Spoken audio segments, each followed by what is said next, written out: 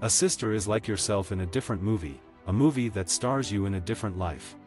Why don't men like to stop and ask directions? This question, which I first addressed in my 1990 book, You Just Don't Understand, Women and Men in Conversation, garnered perhaps the most attention of any issue or insight in that book.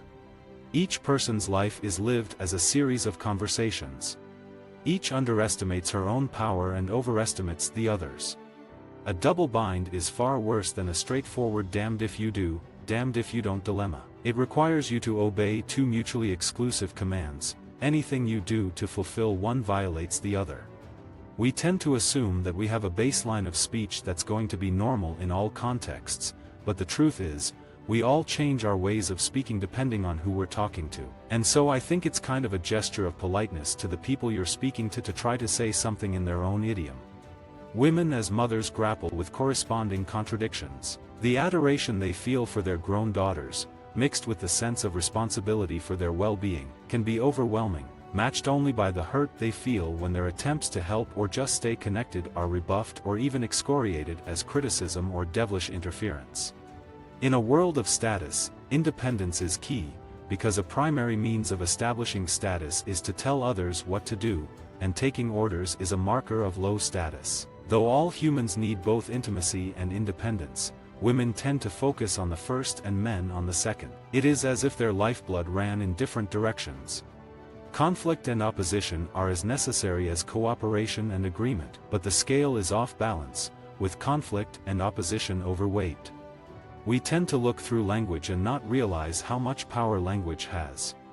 My mother cared a lot about clothes. It was a point of friction because when I was a teenager, and I only wanted to wear my father's shirts, and I never wanted to wear makeup, she would say, "Put on lipstick." That was her thing. In this world, conversations are negotiations for closeness in which people try to seek and give confirmation and support, and to reach consensus. They try to protect themselves from others' attempts to push them away.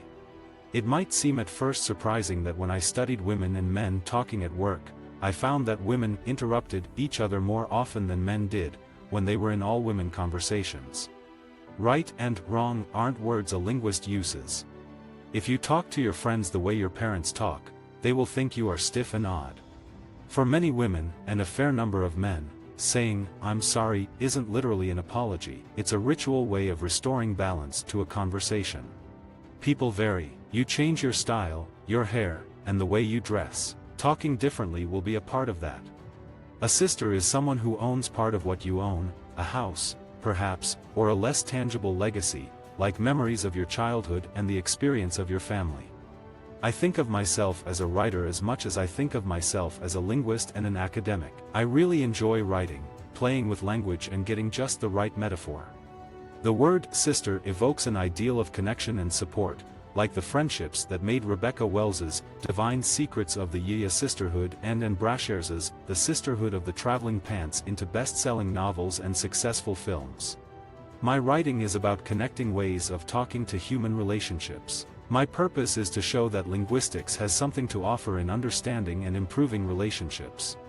Mothers subject their daughters to a level of scrutiny people usually reserve for themselves. A mother's gaze is like a magnifying glass held between the sun's rays and kindling. It concentrates the rays of imperfection on her daughter's yearning for approval. The result can be a conflagration, whoosh. My job is to analyze conversations and discover why communications fail.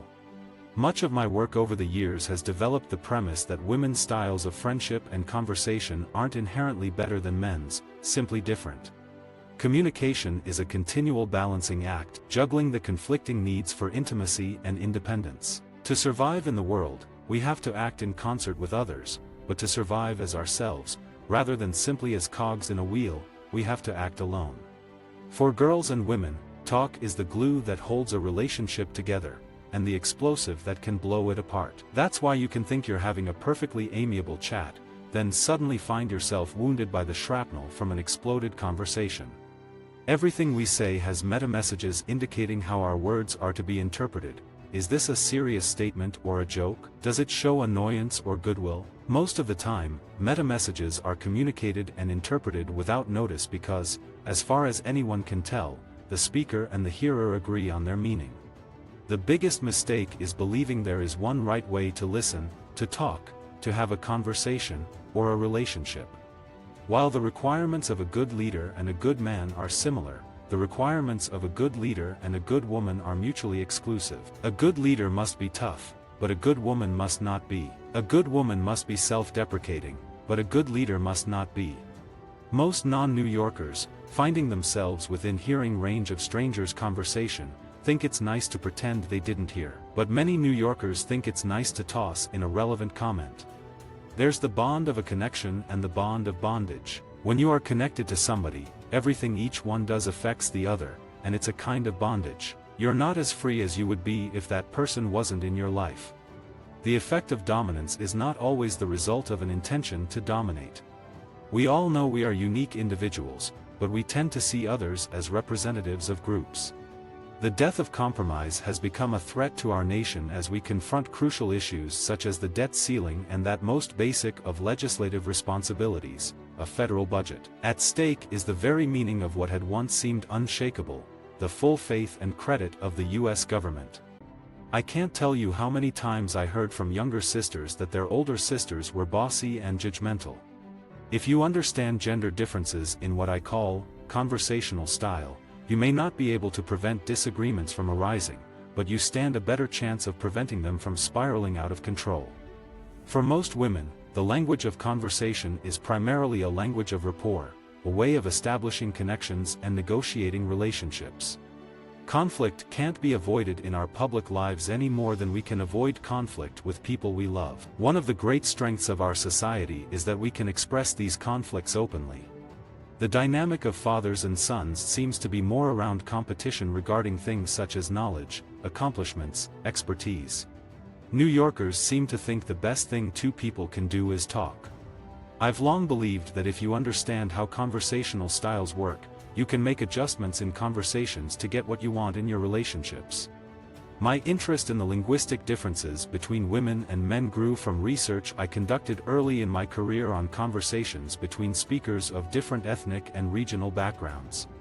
This idea that we should be best friends with our partner of the opposite gender leads toward tremendous frustration. Did you ever notice that while men often refer to their wives as best friends, women usually refer to another woman in that way? For women, detailed conversation is our lifeblood, while for men it's just not as critical. Everything you say in a family carries meaning from all that was said before. So with friends, there is less likelihood of a few words triggering associations from childhood, where our deepest emotions often are rooted. It's a particularly modern myth that married people are best friends. The best friend concept is a uniquely female phenomena.